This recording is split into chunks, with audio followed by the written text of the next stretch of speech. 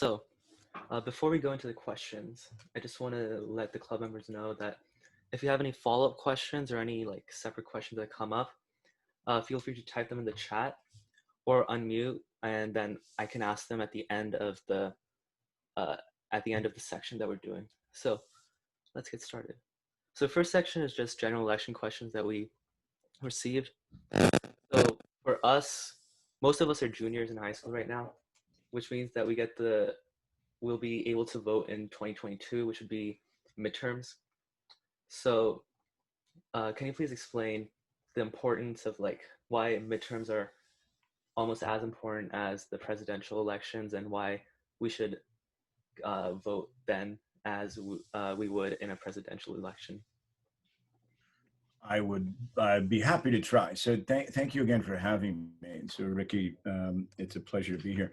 So midterm elections, as you folks know, are the elections that take place in between presidential elections. And so we're in the midst of not just a presidential election, but one of the most, historic, probably most meaningful presidential elections in many of our lifetimes, right? So I'm quite a bit older than you folks, and this is a big deal to me. And because of that, there's a really heightened sense of awareness, but also of urgency. And typically that same level of urgency is not present in the off-year elections, in the midterm elections. Those elections, however, are in some ways just as important. We choose our president every 4 years, and that's one branch of government. But for the legislative branch of government, every 2 years, we vote for our members of Congress. And so if you live in Irvine, your member of Congress is probably Katie Porter. She is up for election or reelection every 2 years. And so, that could be a very meaningful change by way of the person who represents you directly, but just importantly, the balance of power in Congress, in the House of Representatives. And then a U.S. Senate term is every 6 years. So, every third election is it's a Senate election, like a third of the class is up every 2 years. So depending on the year, you'll also be voting for your United States Senator on occasion. Equally important, balance of power in the Senate is probably at the moment, maybe the most important facet of American government because of the relationship between the White House and the U.S. Senate and the House of Representatives. And right now, the House of Representatives is held by a Democrat. The White House is held by a Republican. As is the United States Senate, and therein lies some of the difficulties that we've seen in getting legislation through that affects all Americans. So every 2 years, there's a chance to change that, and we as voters have an obligation to take part in that. All right. So our next question is talking about the electoral college in general. So a lot of us know that electoral college electors are chosen by the people to give their vote, but what many of us don't know is who these electors are, and then how it happens where like in one case the popular vote shows support for one candidate, whereas the electoral vote shows support for another candidate. Right. So every state chooses their electors differently, but those electors are. Every state is allocated a number of electors that's equal to their the sum total of their members of Congress and the United States Senate. And so California has a lot, big state. Other states have a smaller number. And as you folks know, the Electoral College is actually the mechanical way that we choose the president. We don't elect the president of the United States is not based on the popular vote, right? It's a good example is in 2016, Donald Trump did not win the popular vote. Hillary Clinton had approximately 3 million more votes across the country, but it was the results in each state, and each state has a proportional number of electors, and because of that, some very small states can be more important than our very large state, right? So California, which is typically a Democratic state, has over 50 electors. They're going to go to every year to a Democratic candidate. And so in order to get to 270, right, that's a majority of electors, or that's more than half of 538, which is the total number. It's really about what happens in every state, right? So there's sort of two questions. One is, how many electors does a state have? Who gets those by winning the state?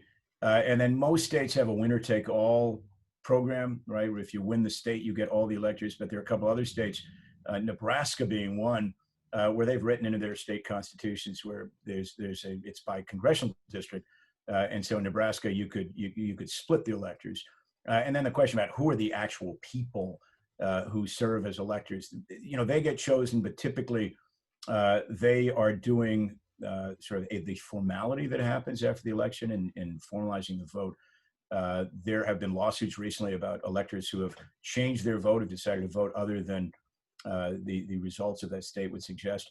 And so that remains kind of a legal question that legal scholars are discussing. But the Electoral College is how we as a federal country choose our president based on federalism, which is, I'm sure, something you folks will study in civics class or in college. I'm not sure that's a super clear answer, but another way to say it is, we're a representative democracy. We're not a pure democracy. And so this is the system that was developed at the country's founding to give small states, some standing so that they weren't worried about being overwhelmed by big states. And that gave them the comfort to join the union. Right. So we have a follow-up. Let me just read this. Mm-hmm. So the question is, are there any situations where the popular vote does decide like a representative or does make the final decision of who's in the government? And if we're talking about the presidential election, ironically, it's no. And so there's a chance, we're having this discussion on Election Day 2020. If Donald Trump is reelected president, it's fairly certain that he may win a majority of the Electoral College. He would have to do that to win. But it's more than certain that at this point, if the polls are even reasonably accurate, that he is unlikely to win the popular vote. And so that's one of the kind of the strange facets of our system, is those two things aren't necessarily related, right? So there was a time where you could assume if somebody had the majority of the votes, they would also win the Electoral College. But over the last 6 elections, that hasn't been true. Universally, I think it's 4 times out of 6, the popular vote has gone to the candidate who wound up not winning the most electors. So there is discussion about, is that fair? If it continues, and especially we in California who vote overwhelmingly for one candidate, but see the Electoral College place, the minority vote winner in office, there's an argument that's less than democratic, or that it undermines our investment in democracy or American democracy. So we'll see this year, but those two things aren't necessarily the same thing.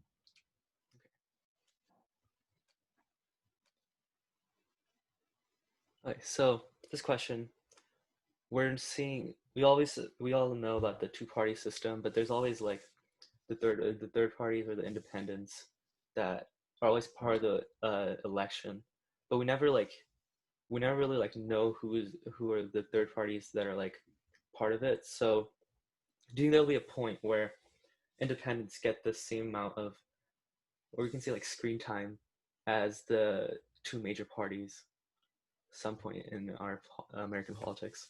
Right. And so I mean, at some point possibly, but I would argue not likely anytime soon. So for a bunch of reasons. So running for president across this very, very large nation is an immensely expensive and very complicated process, right? So, we typically have third-party candidates on the ballot, but the odds of that person having enough notoriety, enough exposure, enough traction to win are really unlikely, right? So a successful third-party candidate under kind of the current standard would be somebody like Jill Stein last time, who got some votes, right? Probably enough votes to change the outcome in very closely contested states, but she, was never really a credible threat to win the election. And then at the state and local level, especially in California, it's actually very hard for a third-party candidate to do a bunch of things that make them sort of credible and competitive in an election. And in California, in 2010, we passed a ballot proposition, right? The voters voted to change our election system to go from the old system of direct primaries, where if you were a member of a particular party, you voted for your candidate, and then they all ran against each other in the general, we now have something called a nonpartisan top two primary, where in the primary phase, everybody runs, and then the top two finishers in that primary run against each other, and they could be from any party, right? But as it turns out, they have only ever really been from two parties, from the Republican Party and the Democratic Party, and an unintended consequence of that change in our system, which was intended to sort of reduce polarization and to increase participation, it seems to have created kind of a massive handicap for third party candidates to compete and make it into those top two. So, I think the short answer to your question is probably not anytime soon, although it's pretty clear there would be some obvious benefits to more diversity of opinion in our politics. We just have to figure out how to make that possible. You talk about the ballot proposition. So does that mean that at the end, like in the final primaries, there we could have like two Democrats running against each other, or two Yes. Republicans? Yes, Okay. and so that actually happens reasonably often now in California, because the registration numbers in California have changed quite a bit over the last 20 years. And so where 20 years or so ago, it was more or less, sort of Democrats and Republicans kind of dominating, and they were more or less evenly matched, right, by way of registration. So your part of the world's a good example where it's changing very steadily. And so in the most recent, in this election, as a matter of fact, there are actually more no party preference voters in California than there are registered Republican voters. And so, if you thought, well, if the top two primary parties should participate, the top two in some sense would be the Democratic Party that has the most registered voters, and then there's another group but they're registered no party preference or minor third parties. And by definition, they're people who've decided that I don't want to be associated with a party. And so we still treat the two parties as the major parties, even though in many parts of the state, the Republican registrants are, kind of a very small minority of a larger pool. And so in districts like that, it's quite common where two Democrats will wind up finishing first and second in the primary. And in other parts of the state where there are more Republicans, it's not uncommon where you'd have two Republicans. All right.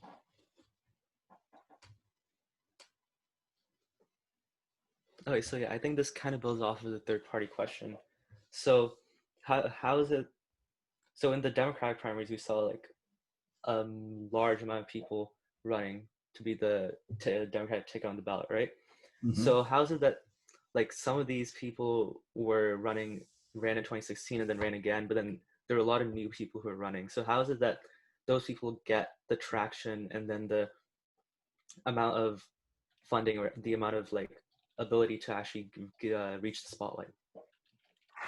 So that's a good question. I mean, one of the kind of wonderful things about, I mean, you've all heard this phrase, I'm sure, because you're all smart young people, that anybody in America can grow up and become president of the United States. And so that's at least theoretically possible.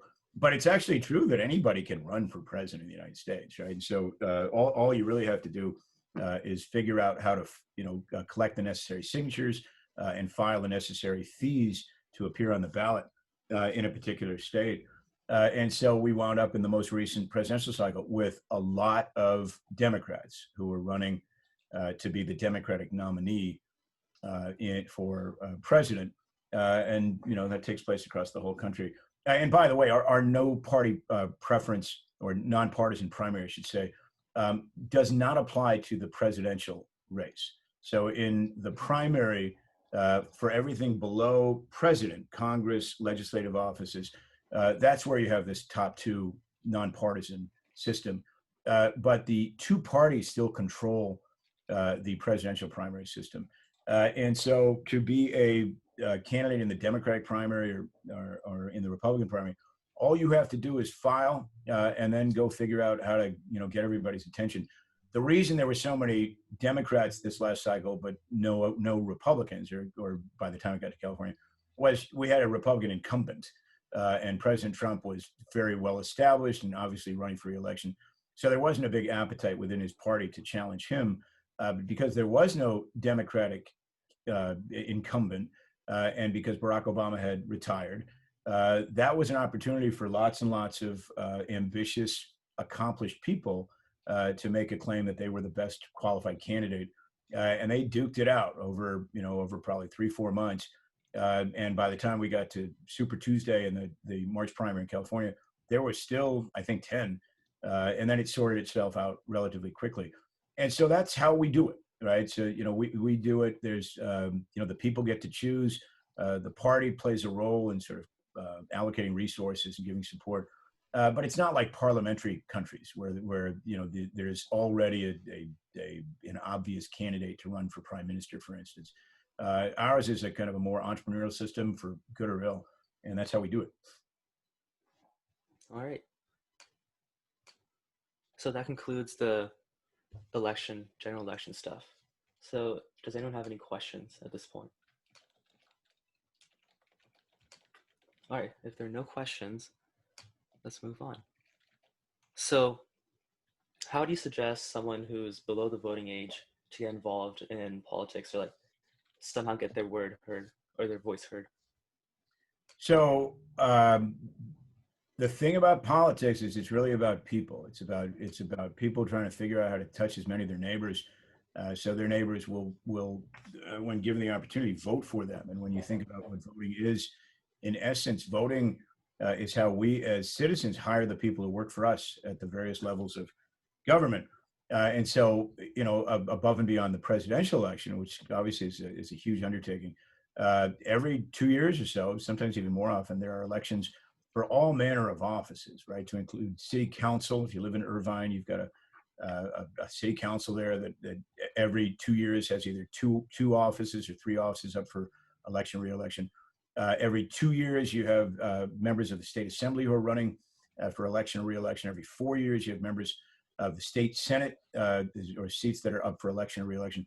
And then there's school boards and water boards and all this stuff. So there are hundreds and hundreds of offices that will be decided just in your area today by the voters of the greater Irvine area.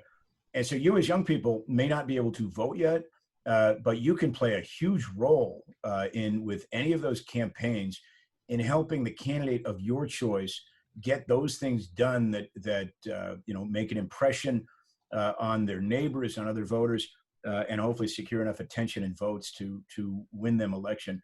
And in my experience, I, like you, when I was young, I worked on a couple of campaigns. If you care enough about politics and you're genuinely interested and you make yourself available and you do hard work, you will get to do a lot. You will get to learn a lot. And there's no local campaign and there's no candidate, frankly, that is not smart enough to take advantage of a smart young person who wants to help.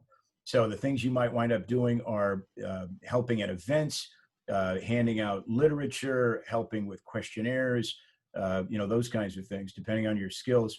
But politics is a really kind of egalitarian thing. There's opportunities for everybody. So you don't have to be the candidate. You don't have to be, related to or know the candidate. If you're interested and you get a hold of somebody and say, "Hey, I'd like to help," you just have to be a little bit patient. But if you're committed and you're competent, in a pretty short time, you'll have lots of responsibility and a chance to learn a lot.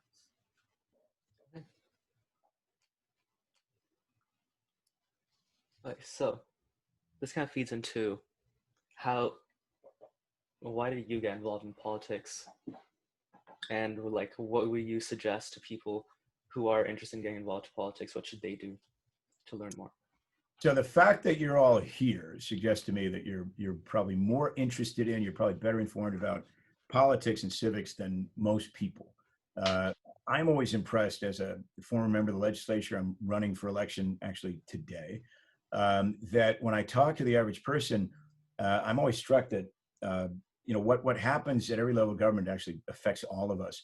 And yet in America today, in California today, people tend to know more about pop culture, about the Kardashians, about fantasy sports than they do about their own elected representatives or their own civic processes.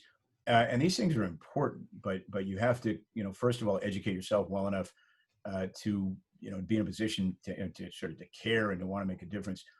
So for me, I think my mom was always involved in local politics where I grew up, which was a little city named Poughkeepsie in upstate New York. And she ran for the school board when I think I was in seventh grade and was pretty involved. So I think I absorbed a bunch of sort of information the way you do when you're around people talking about a particular thing. And then I was a history major. I went to Yale, and my focus was 20th century American politics. And so, not sure why that appealed to me, but once I was immersed enough in it, I've always been impressed at how important government is to our lives and how important individuals are in shaping the kind of government we get at every level. And so, for my part, I wound up deciding to run for the state senate in 2015 for the 2016 elections, mostly because I'm a veteran and I got very frustrated with the lack of progress that we were making helping young veterans after they came home from their service. And to be honest, in my work, I started a little nonprofit for vets. I wound up meeting a lot of elected officials who always said super nice things about veterans and how much they wanted to help, but tended not to follow through. And so my wife one day, as I was kind of grousing about it, said, like, why don't you run? If you want to make a difference, you should run. And that's what kind of goaded me into it. But I've always been interested in politics. I just, until then, hadn't really occurred to me to be the actual candidate. And you mentioned that you majored in you focused on 20th century American politics. How do you think that focus helped you understand like what you wanted to do in politics? So it's funny you ask. I think it was sort of good. I mean, I was certainly familiar with kind of the larger stories about America and kind of the themes of American history. But I actually, there's that, kind of truism, like if you're book smart, you're not always street smart. So I think I had a good kind of academic grounding in, American history, American politics, but I didn't really know how actual politics worked until I got more involved in it. And the way I probably learned that lesson was when I was kind of fresh out of college, actually, after I got back to I came to California from the military. I got back from serving in Hawaii. A friend of mine just introduced me to somebody who was running a campaign for mayor in San Francisco, and that's how I got involved. I mean, into that earlier question about how do you get involved. The press secretary for this mayoral campaign said, hey, you want to help out? And I was like, sure, I want to see how a campaign works. And he my job, the assignment I got was to create a newsletter for the campaign. And what's funny looking back was I never actually got the newsletter out because every time I get close, they give me some other project or questionnaires to do. And that's how I learned. That's how I was offered a paid job. But then guy I worked for wound up winning. I wound up working for the mayor of San Francisco. And then I got a bird's eye view as to how it really worked. And politics isn't quite, what you read in your history books. It winds up being about people and about ambitions and about sort of community needs, community dynamics. And if you're in the middle of that, it's really interesting. But it's something you have to learn by doing. All right.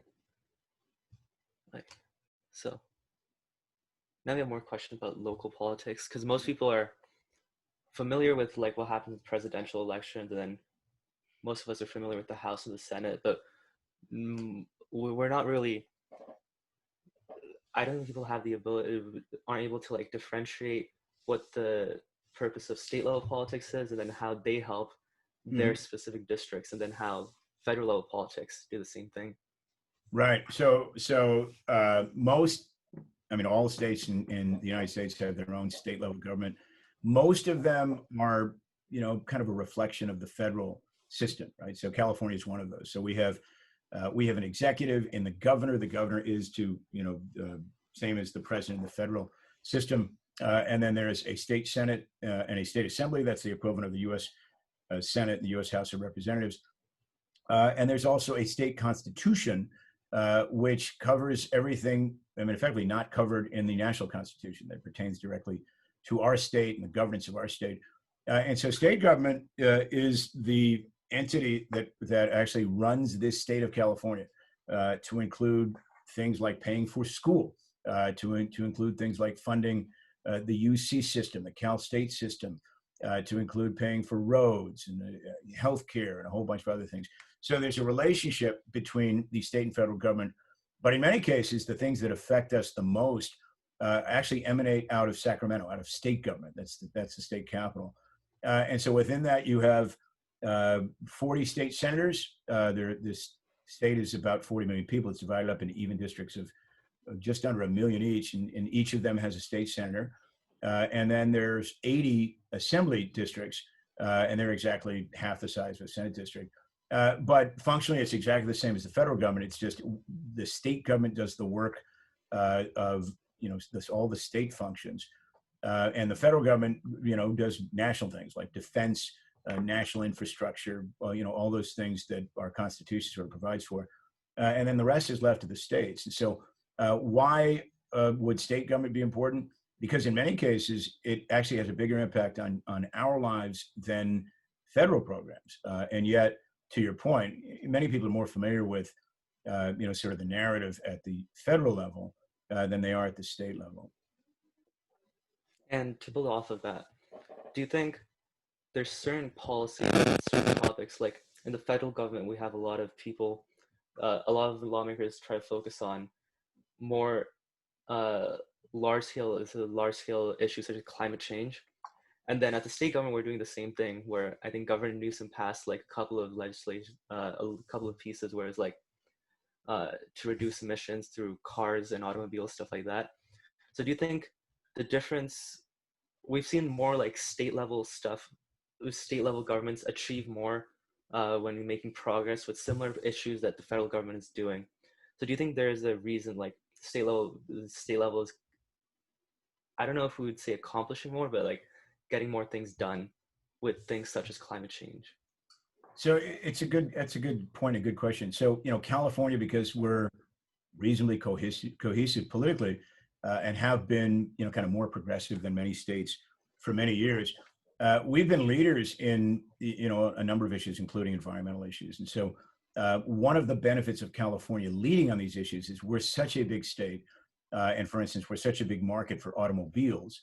That our standards for fuel efficiency and fuel emissions in California have over time become the standard for the whole country. And so we can be very proud in California that we led in that way, and in making these changes and these reforms in California, we've effectively exported that progress to the rest of the country. But clearly there's a limit to how much we as one state can do, particularly where if in Washington there's not a similar consensus as to the urgency or the need on things like climate change. So, we will continue. So healthcare is another example. California has tried to be a leader in extending access to healthcare, increasing the affordability of healthcare. But in many ways, the funds necessary to really reform the healthcare system come from the federal government. And so, over time, there's a limit to what we can do. And hopefully we can partner with the federal government to make sure that these things are, not only doable in California, but are applied to the rest of the country. All right. So I think that was all the questions that we received and we had. Are there any other questions from club members? No. Mr. Newman, do you have any final thoughts you'd like to share with club members before we close? Yeah, so good for you guys. I don't know kind of other topics or issues you cover in your club, but government's important. Just by participating today, it sounds strange, but you're probably better informed than some large percentage of your neighbors, and then some of your neighbors or your classmates' parents. And we live in a really challenging time, right? I think the pandemic has shown us just how important science is, but just how important it is that we collectively make smart decisions that affect all of us. And so as you think about politics, as you think about government, it may not be the thing for you. You may not decide to run for something like I am. You may not even want to help on a campaign, but you should remember it's people like me, the people who run for things, that will make decisions and cast votes that affect everybody, that will affect your quality of life, the cost of your education, the quality of the environment as you get older. So you want, as a citizen, to be knowledgeable enough to hold elected people accountable. However you do that, right? And we've talked about some of those ways. And other ways are simply by appearing at city council meetings, at a state senate hearing, and voicing your opinion as to what needs to happen, because that is what representative democracy is supposed to be about. And we as citizens have a role to play in insisting that the people who represent us do it right, and we hold them accountable. So thank you, everybody, for being interested enough to participate today.